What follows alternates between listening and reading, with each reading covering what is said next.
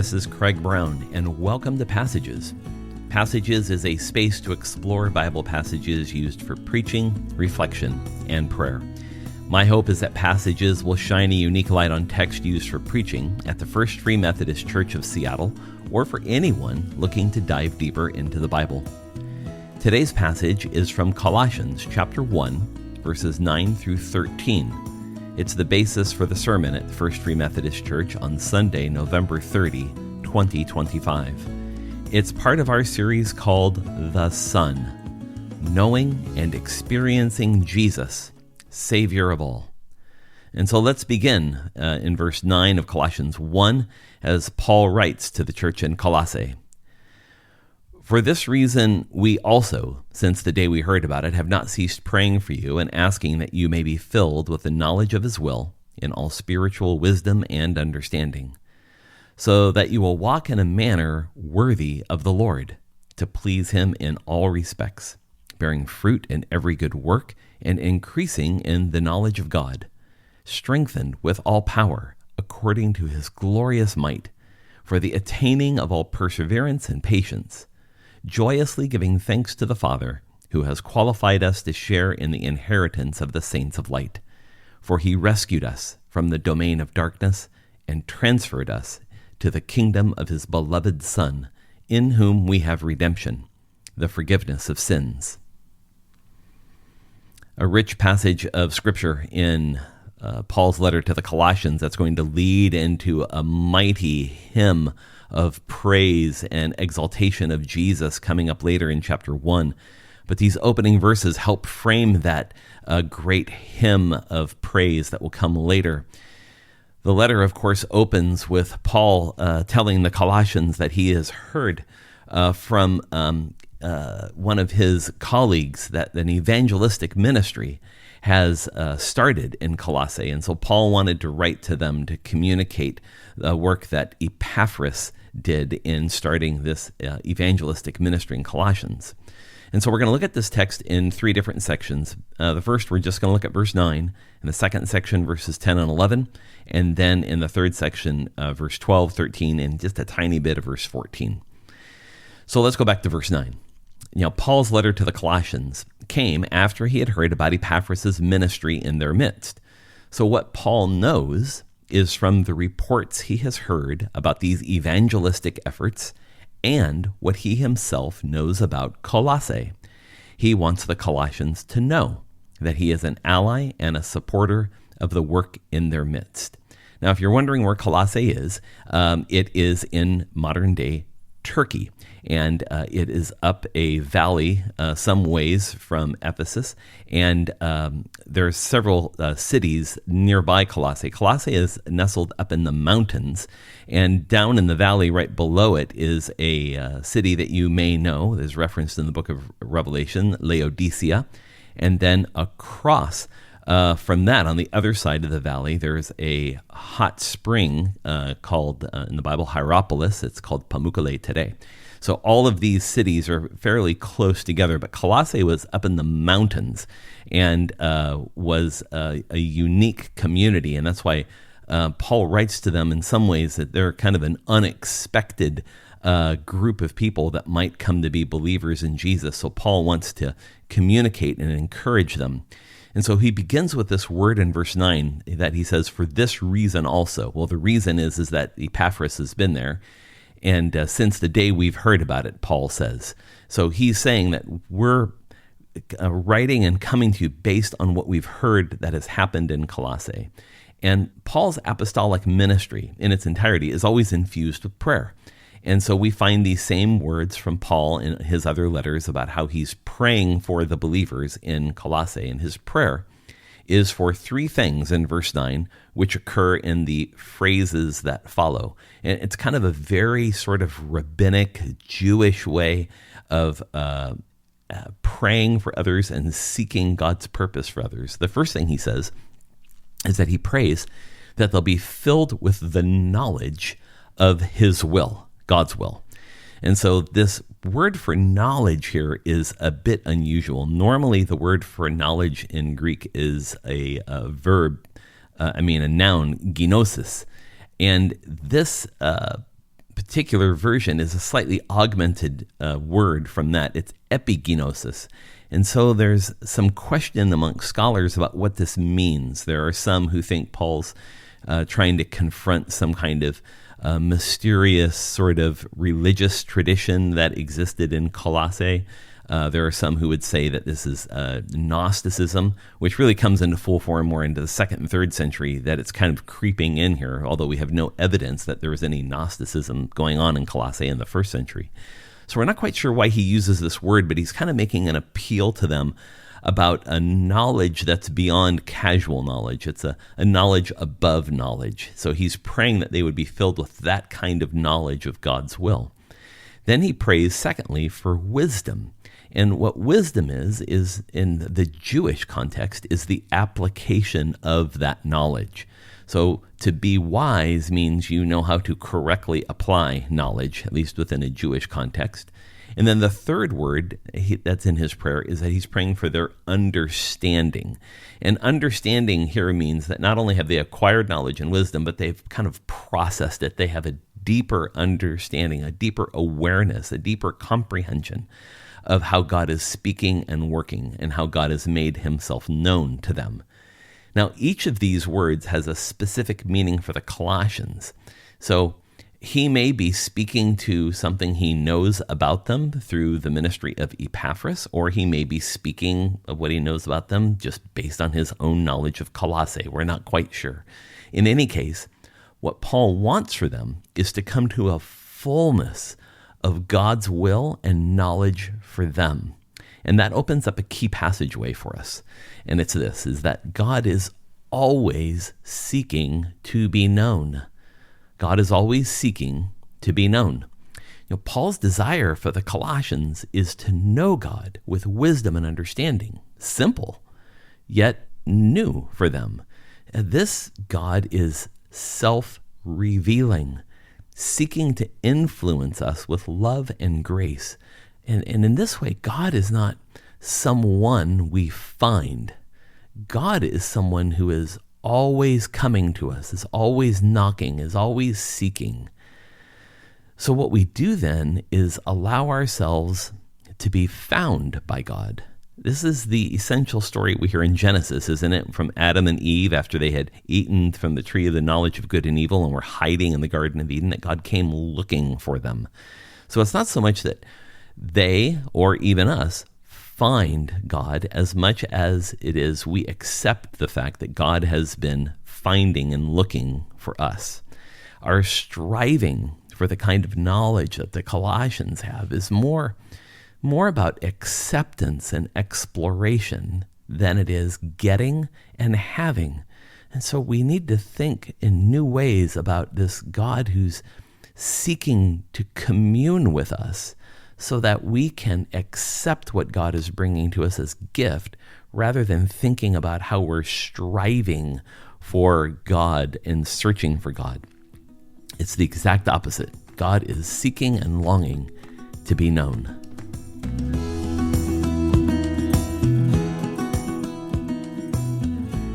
And now in verses 10 and 11, we look at the center of this passage of Scripture we're reading today. Paul's prayer for the Colossians has a specific focus. So now he's talking about what the result of his prayer is. And it has this language you can see at verse 10 where it begins with so that. He's praying these three things for them. He's praying for knowledge and wisdom and understanding so that some things can happen.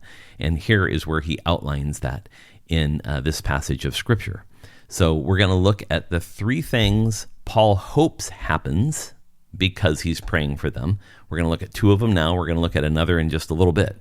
So let's just focus on the two now. So verse 10 offers us the first and the shift in the heart of the Colossian believers. He tells them that he's praying for these things so that they might walk in a manner worthy of the Lord. So walk is, of course, a Jewish reference, in this context, a rabbinic reference to being in fellowship with God. Go back to the Genesis story. God walked in the garden with Adam. And so the idea of walking with God means to be in agreement with God, in fellowship with God, in communion with God, to be in a purely Jewish way, to be at shalom with God.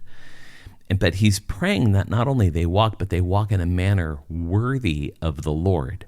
And so he's pointing here to the fact that he's praying for them for knowledge and wisdom and understanding in verse 9, so that they can walk in a way that's worthy of the Lord, to live and walk in a manner consistent with the life of Jesus. That word there for worthy in Greek is axios, and it means to like rise to the occasion or to be validated, if you will. So Paul's wanting them to live a life in Jesus that reflects the Jesus they follow. And so Paul defines a little bit further what it means to walk in a manner worthy of the Lord in verse 10. He tells them that there's two things that happen that allow them to walk in a manner worthy of the Lord. First is that they bear fruit in every good work, so that there's some kind of employment of spiritual gifts, of ministry, of service. It's kinetic, it's an action. They're bearing fruit in every good work. And the second is that they increase in the knowledge of God. Now, didn't Paul just pray for them for knowledge and wisdom and understanding in verse 9? So he's saying that walking in a manner worthy of the Lord will increase that very knowledge of God. So it's kind of cyclical. It points back to verse 9, that they would increase in their knowledge and awareness of who God is. So that's the first of the focuses here. The second hope that Paul has in his prayer. So he says that you would walk in a manner worthy of the Lord. And he says that first one you do by two things: bearing fruit in every good work, increasing in the knowledge of God. And here's the second one. And they have to do with outlined in verse 10, but now in verse 11 they come into focus. He wants them to be strengthened with all power. Now, that word for power is an important word. It's the Greek word dunamis. Now, sometimes what happens is we get really confused because sometimes I've heard it many times before. Pastors and others, very well intended, will say, look at this word dunamis for power. It means explosive power, like dynamite. In fact, the words dunamis and dynamite are not even related to each other. And dunamis is not a word that conveys explosive power. It's a word that conveys consistent power. So think of it a lot more like the power we think of in terms of electricity: stable, steady flow. In the ancient world, you might describe this kind of power would be like if you had a boulder to move. It's like the kind of force you need to use a lever to move it. It's like very consistent kind of leverage and power that's employed. It's not explosive power like a stick of dynamite, which of course they didn't even have in the ancient world. But you understand where I'm going with this, that our understanding of God's power is not so much that it kind of explodes, because if it does, then that conveys that there's a moment in which it's not exploding. This is about consistent exercise of power. So he wants them strengthened with all power, this consistent power that comes from God that is unceasing. And then it says, secondly, that he's hoping that they'd be strengthened with all power. And here it is, according to his glorious might. Now, that word for might is another Greek word, kratos, and it's a description of God's manifestation of power. So what you might say, no pun intended, is after you see a demonstration of God's power, you would say that God has might. So might is the descriptor of something powerful. So imagine seeing God's power and saying that God has might because of that power. They're very, very, very related ideas. And it has to do with the next couplet of words that we'll get to in a minute. You can see each part of these prayers. In verse 10, there's the basic prayer, and then it has two dimensions. And in verse 11, there's another prayer, the hopeful outcome that Paul has, and it also has two dimensions. So you kind of see a pattern beginning to emerge. There's a line and almost two sublines, and then another line, and then two sublines. And this really helps us understand how the text is structured, and that Paul's really careful in trying to communicate a purpose here. And it has to do with how God's power and might are directed toward us. Why? And it says in that verse 11, that God's power and might are directed toward us so that we might have endurance and patience. In the New American Standard Bible, it says perseverance. That translation works. Endurance is a little bit better translation into English. So the notion of endurance is to remain faithful. And in verse 11, it's followed immediately by the word patience. And what patience is the needed virtue in order to endure. So one of the scholars, I read commentaries as I prepare for the podcast every week, and one of them is one I actually know from Seattle Pacific University, and now retired professor Rob Wall wrote a commentary on the book of Colossians, and he describes this line better than I can. So he says this: endurance refers to the act of hanging on to one's most essential commitments, whereas patience refers to one's capacity to do so. I'm going to read that one more time. Wall says, endurance refers to the act of hanging on to one's most essential commitments, whereas patience refers to one's capacity to do so. And all that opens up a key passageway to us. And that God invites us into an ever-deepening spiritual life. God invites us into an ever-deepening spiritual life. What Paul suggests here in verses 10 and 11 is that our spiritual lives follow a spiral of sorts that's ever deepening. And the scholar N.T. Wright talks about this a lot in Colossians in his thinking on this text, that it's synergistic, that as we go deeper into God's grace and love, it leads us to a deeper knowledge of God, deeper understanding, deeper wisdom. And so it begins a cycle that takes us deeper and deeper into relationship. And so the implications are clear for us. There's no place for spiritual complacency. There's no point in our lives where we can ever say that our spirituality or our spiritual life is good enough. God is always inviting us deeper, new breakthroughs, new spirituality, new practices. There's no such thing as cruising along here, that God in this cycle ignites a hunger in us for more of Him. And we can ride that momentum of the Spirit, or, well, we can put it out.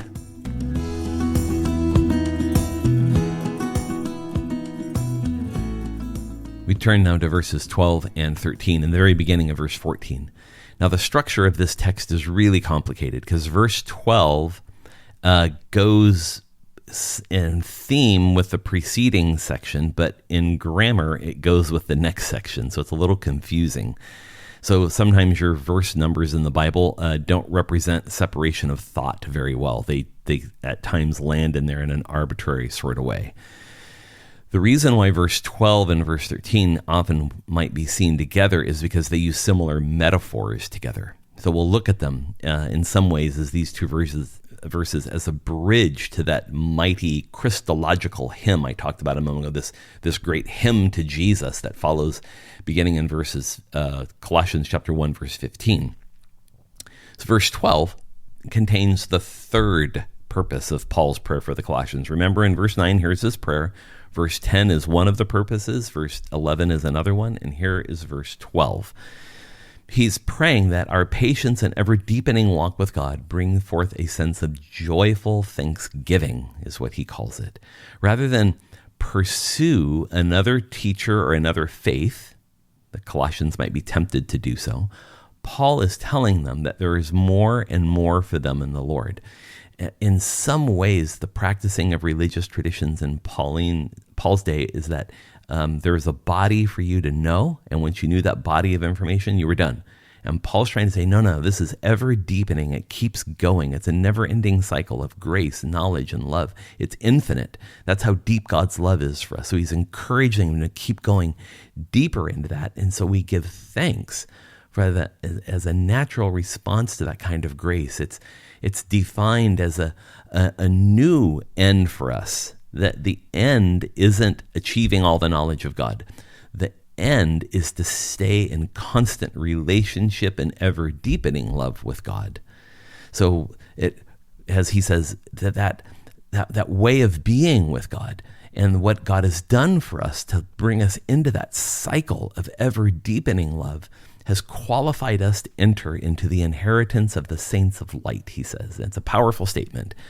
he describes the Colossians as saints, not later, now, and an inheritance. An inheritance is a gift by virtue of relationship. So an inheritance is given to family members. So Paul's helping the Colossians understand they're now part of a family of believers. Inheritance, and this is where it has to do with verse 13. Inheritance is also a familiar frame for the promised land in the book of Exodus. So you can read the Exodus story, and it talks about the land that the Israelites are going to as they leave Egypt, that the promised land is their inheritance from Abraham, Isaac, and Jacob. So, and what Paul is saying here is that the Father has qualified us for this new destiny. Well, how? Well, it says in the next verse, Paul leans into the Exodus story as he speaks about our rescue from darkness. So this language of rescue and rescue from darkness, the darkness, of course, in the Exodus slavery of Egyptian slavery. But now we're not talking about Egypt anymore. We're talking about being rescued from the darkness of sin and death. And it says that God has done this. God has done this work of rescuing us, this rescue mission, if you will. In verse 12, it says that God has qualified us for this. And in verse 13, it says God has rescued us. So we're now in the kingdom of his beloved Son. This is the new Israel, and it is life and relationship with Jesus Christ. Those promises now belong to those who are in relationship to Jesus. And then it talks about Jesus in terms of what was accomplished in him through two contrasting terms in verse 13 and into the beginning of verse 14, that he has, in a sense, brought our redemption and our forgiveness. Now, the reason I say these contrast a little is because redemption is the price you paid in the ancient world for a slave. So when you bought one, you would redeem them. Think of it not so much redeem as in saving, but as redeem as like redeeming a coupon. It's very transactional. And then on the other hand, he says forgiveness, which forgiveness is generally understood as being freely offered. So Jesus is our redemption, paid the price for a slave. In other words, paid the price for us. And we are then given forgiveness. So we don't redeem forgiveness from Jesus. Jesus has redeemed it, and he offers it to us. So how is there a price that's free? Well, Jesus' death is the redemption, and he offers the fruit freely, forgiveness. That all opens up a final key passageway to us. And it's this, that God alone is responsible for our redemption and salvation. God alone is responsible for our redemption and salvation. While the role of our cooperation and acceptance of grace is important, we can never confuse them with the love of God. We can never confuse them with God, God's love toward us. The Lord is the one who does the work of rescuing, saving, redeeming, loving, on and on and on. The work God does in us is not one of self-actualization or somehow the result of our hard work. God is the one who does this through his Son, Jesus. Accepting that work of Jesus is what we add. We never do the work. God alone is the one who saves and redeems. I want to thank you for listening to the FFMC podcast and this episode of Passages. Listen in for our sermon podcast and for our conversational podcast called Connections. You can find all three podcasts right here in the FFMC podcast. I'd also encourage you to visit our church's website at ffmc.org to learn more about free Methodism and how you can connect with our community. For now, I bid you all grace. Thanks for listening, and we'll see you next time.